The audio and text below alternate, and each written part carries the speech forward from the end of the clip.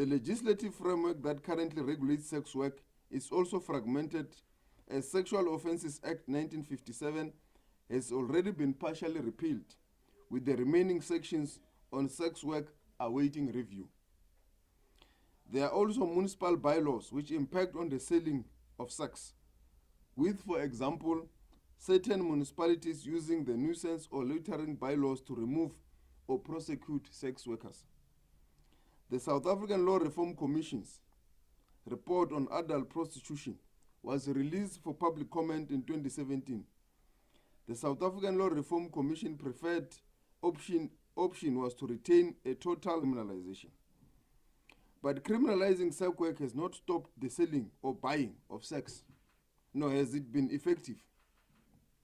If anything, it has led to higher levels of violence against sex workers. In addition, criminalization affects predominantly women. Sex worker usually being the one who is confronted by law enforcement agencies. But the male client isn't. The National Prosecuting Authority has also indicated a very low percentage. Law Reform Commission's report in 2017, Cabinet decided not to make a policy choice at that stage, and that the issue of sex work should be further debated. The governing party in its 54th National Conference resolutions also stated that, and I quote, "The calls to decriminalize sex work must be subjected to a high-level discussion and engagement with the relevant multiple stakeholders, and to continue to engage society on this matter to determine the societal norm. Sex workers must be rights violations against sex workers. It will also mean better access to healthcare and reproductive health services for sex workers, as well as compliance with the health and safety and labor legislation. It will also afford better protection for sex workers, better working conditions, and less discrimination and stigma." The bill follows a two-step approach to sex work. It does not decriminalize and regulate the industry all at once. It deals with the decriminalization first, so as to ensure that sex workers are no longer criminally charged once the bill is passed into a legislation or an act. This will mean greater protection for sex workers. Decriminalization will destigmatize sex work and enable access to basic services and protection by law enforcement agencies. Existing laws prohibiting children from selling sex and trafficking for sexual purposes need to be able to provide where solicitation in public spaces may or may not take place. For example, prohibiting the selling of sex in certain areas. This is similar to the prohibition on the locations of taverns and shebeens, where there can be restrictions imposed to prohibit trade in residential neighborhoods, near schools, or religious buildings. The bill further seeks to ensure that South Africa complies with its international obligations conferred in terms of the international instruments. For example, social and cultural rights by the UN Committee on Economic, Social and Cultural Rights. The committee was concerned that sex work does not enjoy the rights covered by the ICSCR owing to the criminalization of sex work. The committee recommended that South Africa consider decriminalization the sale of sex. With regards to the clauses of the bill, Clause 1 aims to repeal the Sexual Offences Act of 1957 and Section 11 of the Criminal Law, sexual of persons convicted of and engaged in rendering or receiving sexual services from persons 18 years or older. Clause 3 of the bill deals with the transitional provisions pertaining to criminal proceedings relating to sexual services rendered or received by persons 18 years or older, which were instituted prior to the commencement of this Act. Clause 4 of the bill deals with the short title and commencement. The bill has been published today for public to improve the bill. A copy of the bill is available on the Department of Justice website, and the details are provided thereof in the statement. Thank you very much.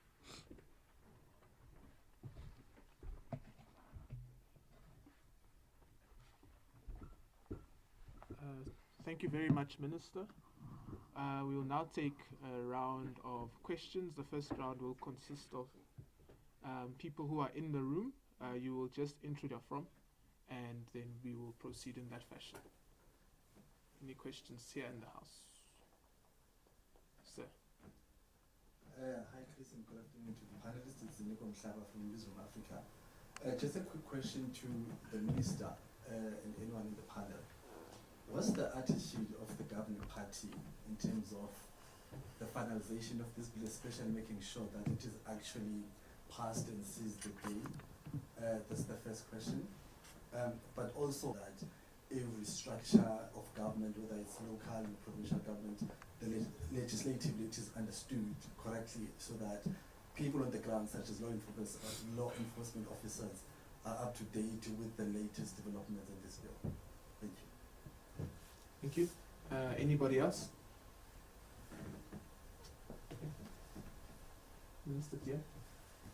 Who takes it first? Yeah. Okay. I've got a second question. Yeah, the second question. Yes. Sure. So how have engagements been posing views, religious communities? Have they been in contact with the department or with government in terms of expressing their views? And should it get to a point where these two views are actually not far? I mean, the differences are competitive. What would be the passing of this bill? Thank you. Thanks very much. Look, just as far as the attitude of the ruling party, the Minister read in the statement a resolution from the previous conference. The next conference is coming up next end of in a week's time, so we can see how call for the decriminalisation of sex work. So that's the first part. The legislative process, I mean, maybe just to go through the legislative process because it's quite time consuming. This bill is being put out by the department for public comment, for public input. And so the one issue that was in the statement that the deadline is the 31st of January next year, their submissions. Those submissions would then be considered, and the bill would be taken back to Cabinet to request Cabinet's approval to introduce into Parliament. And then in Parliament, there'll obviously be a version of this bill. We've engaged with sex work advocacy groups who I understand are in support of the bill.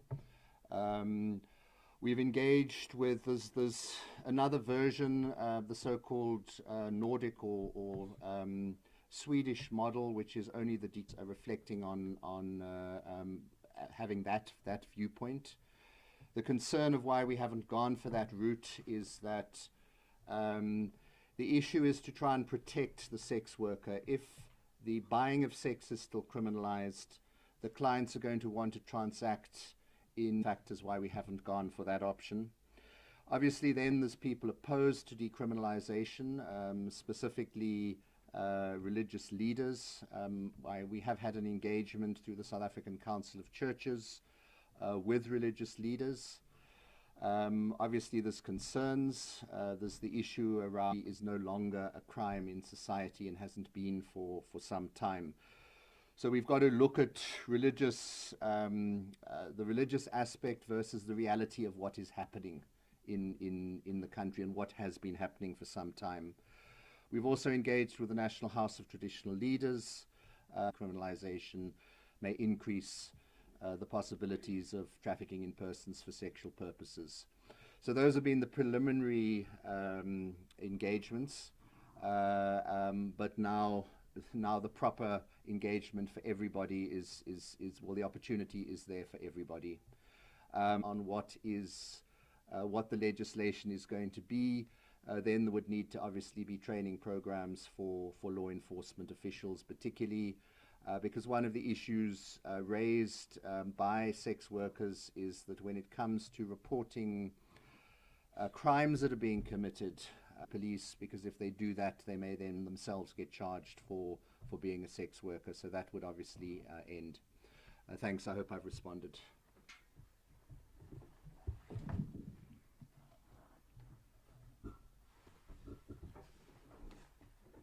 We don't have any questions.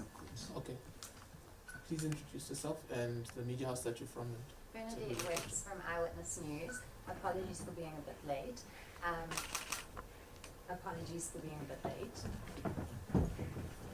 Oh, there we go. Sorry about that. So I might have missed this in legalization, just for clarity. Sure.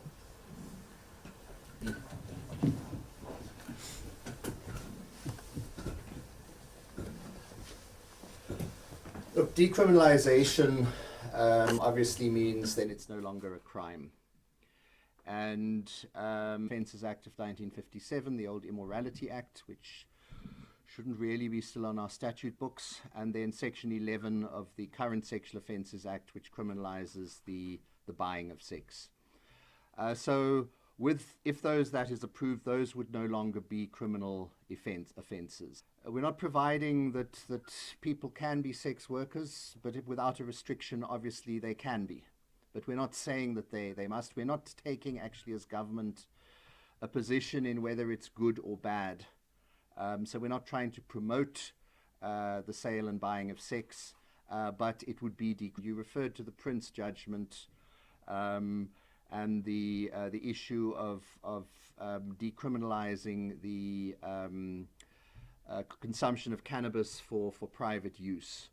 The Constitutional Court found that criminalising the consumption of cannabis for private use was a reading in provision. Parliament has been grappling with legislation on regulating effectively the issue for some time, but it's decriminalised. People can do it. Regulation is then what is coming. Okay. On the digital platform, I'm not seeing any other questions. I think then that concludes our press conference, Minister, unless you want to make any closing remarks. No. Oh, last one. Okay, sure.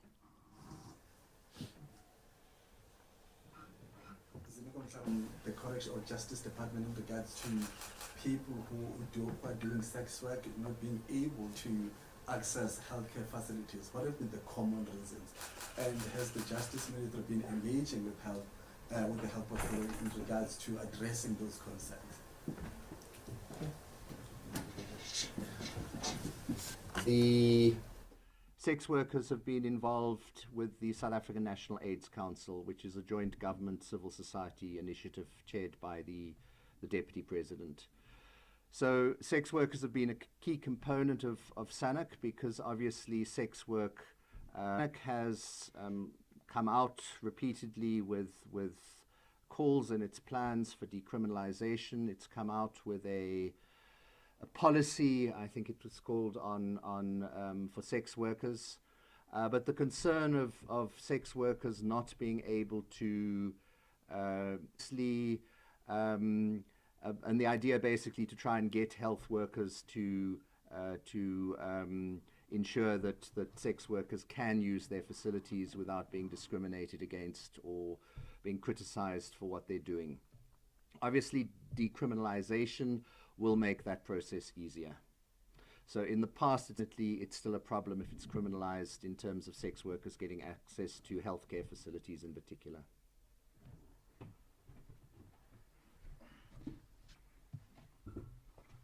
Okay, thank you very much, ladies and gentlemen. I think this concludes our press conference. As has been highlighted, the bill should be on the departmental website and members of the public can access it there. Thank you very much for your time.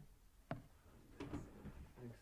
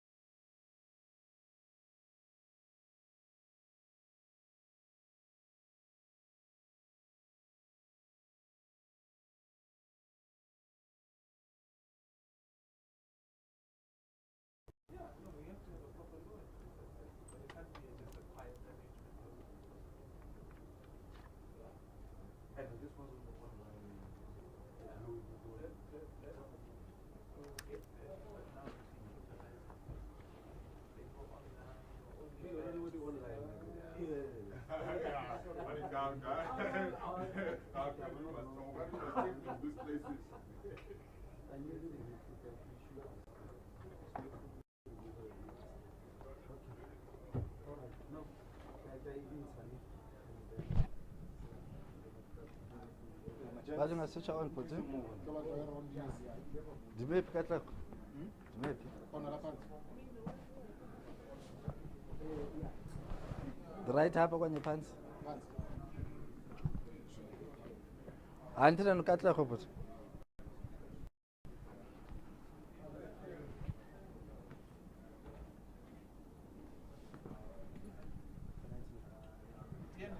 Yes, please. Yes. You want 2 minutes, okay. No, you can come through. It's for 2 minutes. You can come Oh, through. you want me for 2 Yes, minutes? yes. I must wait for 2 minutes. This side. I do. Okay. To your left. To your left again. Touch more to your left. Just swap sides. Please swap sides. Yeah. Swap never sides. swap sides, Okay. yeah. Just come left. Okay. That's to my right. Yeah, I thought about like it.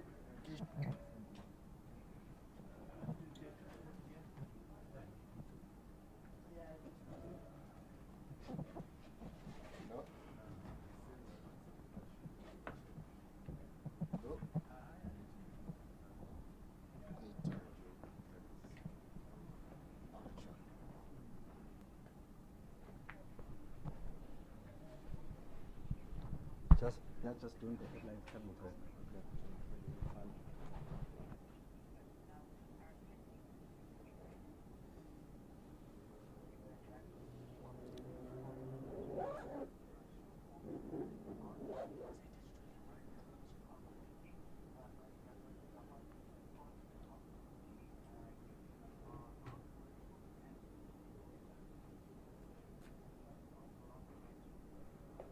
Yes, I can hear you.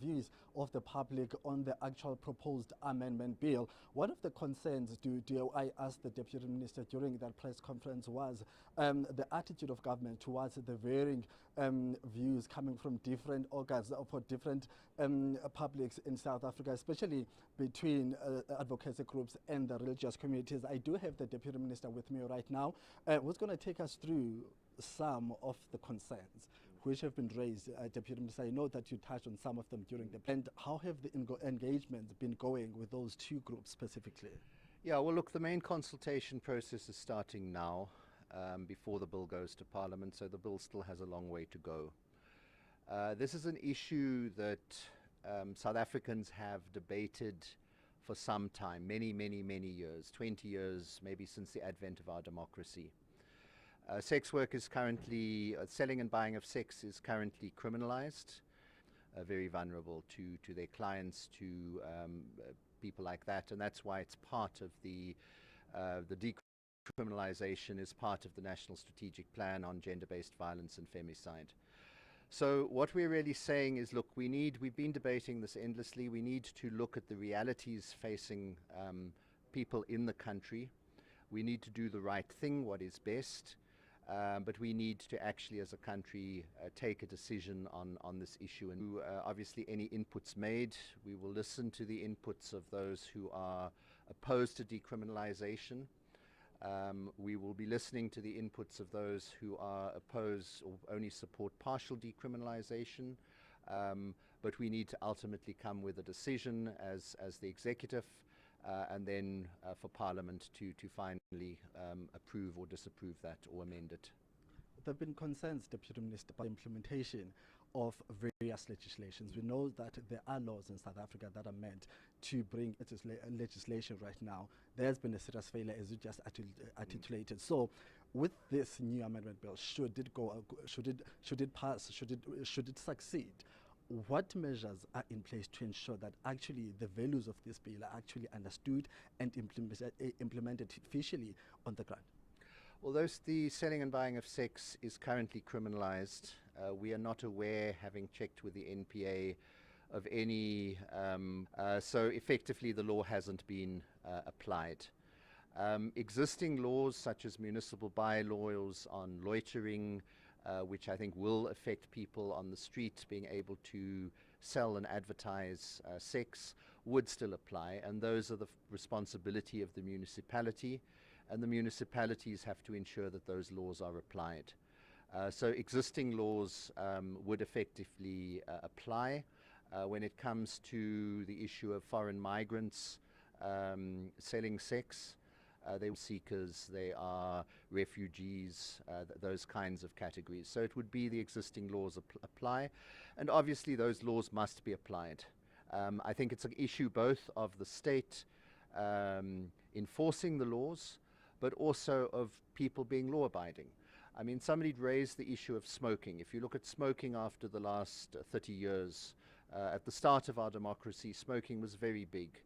Now, large numbers, the laws have been tightened, and law-abiding citizens. Thank you very much, Deputy Minister, for your time. Thanks. Deputy Minister of Justice, John Jeffries, just giving us a sense of how the government is planning to ensure that the implementation of laws are actually very, very successful.